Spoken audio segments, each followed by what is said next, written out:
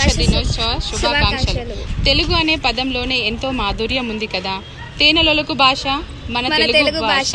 August 29న Gidugu Venkataramamurthy పంతులు గారు పుట్టినరోజు. ఈ రోజు గ్రాంధిక భాషలో ఉండే పాఠ్యాంశాలను వాడుక భాషలోకి మార్చాలని ఎంతగానో కృషి చేసిన వారు గిడుగు వెంకటరామమూర్తి పంతులు గారు.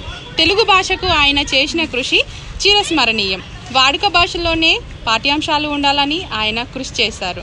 మనిషి పుట్టిన తర్వాత మొదటగా భాష నేర్చుకునేది అమ్మ ఒడిలోనే. అదే మన మాతృభాష. మన మాతృభాష గురించి వేరే చెప్పనవసరం లేదు.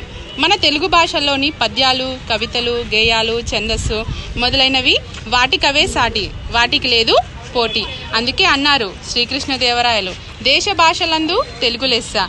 దీనిని బట్టి తెలుస్తుంది తెలుగు భాష గొప్పదనం.